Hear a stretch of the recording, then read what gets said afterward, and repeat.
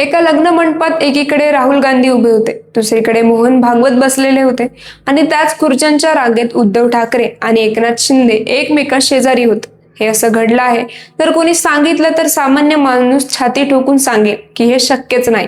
राहुल गांधी आणि मोहन भागवत एका ठिकाणी हजर राहणार नाही. उद्धव ठाकरे आणि एकनाथ शिंदे कधी शेजारी बसूच शकत नाही. पण हे सगळं घडलं आहे सुप्रिया सुळे यांची मुलगी रेवती यांच्या विवाह प्रसंगी. तर या लग्न सोहळ्याला कोण कोण आलं होतं आणि त्यांची एवढी चर्चा होत आहे, सविस्तर पाहूया या व्हिडिओमध्ये. नमस्कार, मी प्रीती आणि तुम्ही पाहताय कसं काय. म्हणजे महाराष्ट्राच्या राजकारणात पवार घराणं म्हणजे एक संस्था आहे. शरद पवार यांनी महाराष्ट्राला अनेक मुख्यमंत्री दिले, अनेक राजकीय समीकरणं घडवली आणि काही मोडली सुद्धा. त्याच घराण्यातील सुप्रिया सुळे यांच्या कन्या रेवती सुळे यांचा विवाह सारंग लखानी यांच्याशी ठरला होता.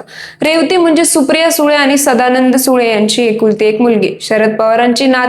तिने लंडन स्कूल ऑफ इकॉनॉमिक्स मधून पब्लिक ऍडमिनिस्ट्रेशन मध्ये तिने पदव्युत्तर शिक्षण घेतलं, पण राजकारणापासून मात्र तिने कायम अंतर राखलं.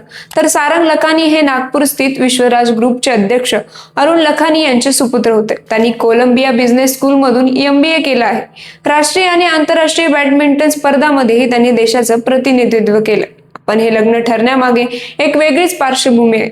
जानेवारी 28, 2026 ला अजित पवार यांचं बारामती जवळ असलेल्या विमान अपघातात निधन झालं आणि नेमक्या त्याच धक्क्यातून सावरत असताना सुप्रिया सुळे यांनी मुलीच्या लग्नाची आनंदाची बातमी जगाला सांगितली होती. त्यावेळी त्यांनी भावनिक होऊन सांगितलं होतं, जर दादा असते तर रेवतीच्या लग्नाची घोषणा त्यांनीच केली असती. मग 20 जून 2026 ला मुंबईतील Jio world convocation centre Bandra Kurla complex इथे हे लग्न पार पडलं. हे केवळ एक लग्न नव्हतं, तर हा भारतीय राजकारण, उद्योग जगत आणि बॉलिवूड यांचा एक असा संगम होता जो इतिहासात फार कमी वेळा पाहायला मिळतो. गेल्या काही दिवसापासून या सोहळ्याची तयारी सुरू होती. कॉन्व्होकेशन सेंटरला हजारो फुलांनी सजवण्यात आलं होतं. मोठे झुंबर, आकर्षक लाइटिंग्स आणि रात्रीच्या प्रकाशात चमकणारा परिसर. मेन गेट पासून आत पाय टाकतात जणू एखाद्या राजवाड्यात शिरल्यासारखं वाटत होतं. प्रत्येक गोष्ट अत्यंत बारकाईने नियोजित केलेली होती. लग्नाआधी मेहंदी, हळद आणि संगीत कार्यक्रमही धूमधडाक्यात पार पडले. पण या सगळ्यात संगीत सोहळ्याची सर्वाधिक चर्चा झाली.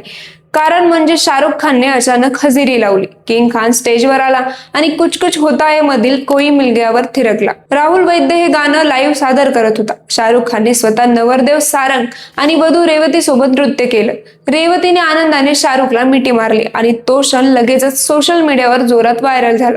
या लग्नाला बॉलिवूड मधून अमिताभ बच्चन, जया बच्चन, श्वेता बच्चन, रणबीर कपूर, सलमान खान, जावेद अख्तर, फरहान अख्तर, जॅकी श्रॉफ, रितेश देशमुख, जेनेलिया देशमुख, बोनी कपूर आणि चंकी पांडे उपस्थित होते. उद्योग जगतातून मुकेश अंबानी, नीता अंबानी, अनंत अंबानी, राधिका मर्चंट, गौतम अदानी, आदर पूनावाला हे दिग्गज होते. राजकीय क्षेत्रातून RSS चे सरसंघ संचालक मोहन भागवत, राहुल गांधी, मल्लिकार्जुन खरगे, तेलंगणाचे मुख्यमंत्री रेवंत रेड्डी, पंजाबचे मुख्यमंत्री भगवंत मान, कर्नाटकचे मुख्यमंत्री DK शिवकुमार, अखिलेश यादव, उद्धव ठाकरे, राज ठाकरे, देवेंद्र फडणवीस, एकनाथ शिंदे, छगन भुजबळ, पंकजा मुंडे, प्रफुल्ल पटेल, संजय राऊत, सुनील तटकरे, दिलीप वळसे पाटील, प्रणिती शिंदे आणि आणखी अनेक दिग्गज हजर होते. सुनेत्रा पवार, पार्थ पवार, जय पवार हे देखील या सोहळ्याला उपस्थित होते. म्हणजे अजित पवारांच्या निधनानंतर विभक्त झालेल्या पवार कुटुंबातील वेगवेगळे गट या आनंदाच्या प्रसंगी एकत्र आले होते. व्हीलचेअरवर बसलेले शरद पवार सुद्धा आपल्या नातीच्या लग्नाला उपस्थित राहिले. ज्या माणसाने महाराष्ट्राचं राजकारण अनेक दशक हातात ठेवलं,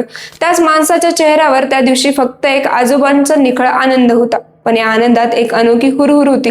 सोशल मीडियावर AIच्या माध्यमातून बनवलेले काही फोटो व्हायरल झाले होते, ज्यात अजित पवार रेवतीला आशीर्वाद देत असल्याचं दाखवलं होतं. हे खरं नव्हतं, पण ते दृश्य पाहताना अनेकांचे डोळे ओले झाले. या सोहळ्यात आणखीन एक अनपेक्षित गोष्ट घडली. ठाकरे गटाचे बंडखोर खासदार संजय दिना पाटील अचानक उपस्थित झाले आणि नेमकं ज्या मंडपात उद्धव ठाकरे, रश्मी ठाकरे, आदित्य ठाकरे उपस्थित होते, त्याच ठिकाणी ते आले. उपस्थितांच्या भुवया उंचावल्या. काही वेळासाठी लग्नाचा विषय बाजूला राहिला आणि राजकीय चर्चांना उधाण आलं. मग मंगलाष्टकांचे सूर घुमू लागले.